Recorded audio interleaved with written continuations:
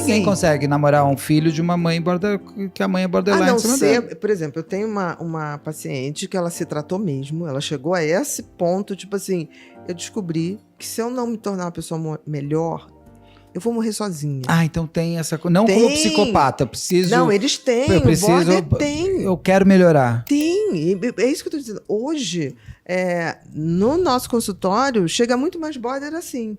Tipo assim, olha, eu tenho quase 100%, eu venho aqui para você bater o martelo e, pelo amor de Deus, me ajuda.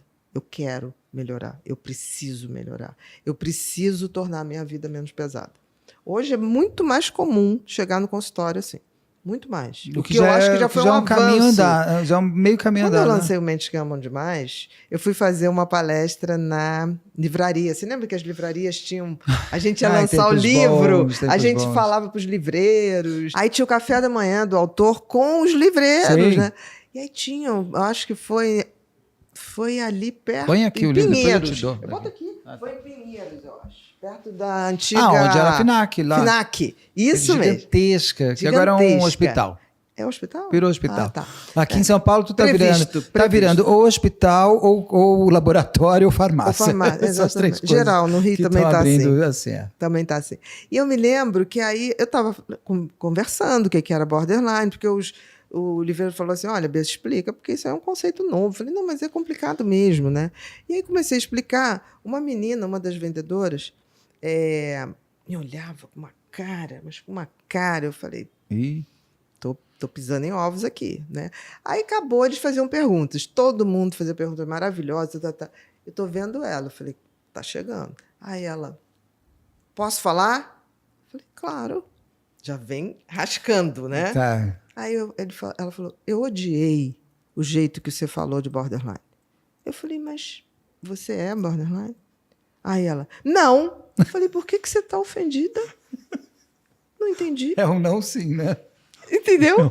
Ela ficou... E eu, durante muito tempo, recebia e-mails das pessoas falando assim, você acabou com a gente. Eu falei, eu acabei? Gente, eu falei o tempo inteiro que vocês capotam por excesso de emoção. Eu não julguei.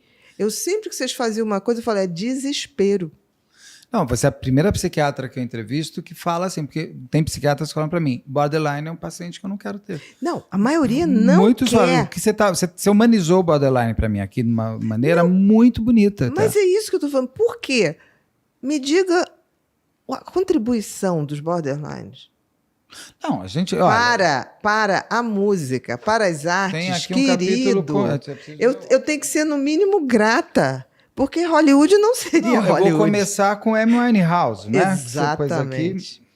Que para mim é Billie Holiday do nosso século, né? Aqui. Marilyn Monroe. Marilyn Monroe. Total. Borderline. Aqui, cadê?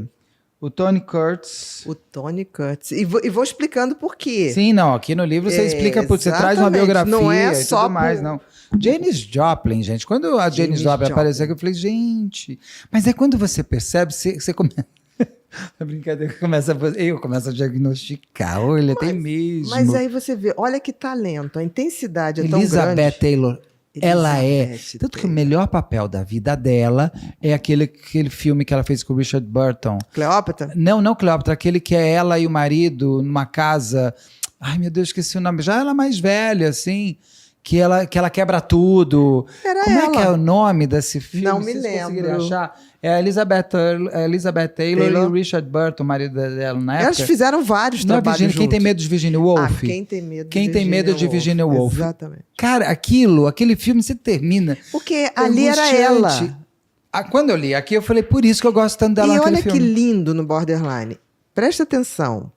Em não sendo ninguém, tá? Vamos supor, eu sou border.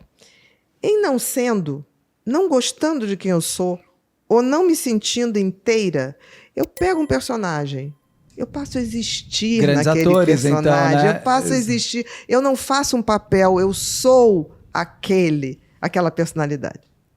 Tanto que os atores e atrizes borderline, quando fazem um papel que eles mergulham, eles passam a existir ali, eles levam muito tempo. A novela acaba, o filme acaba. Eles ficam no personagem. Mantendo no personagem.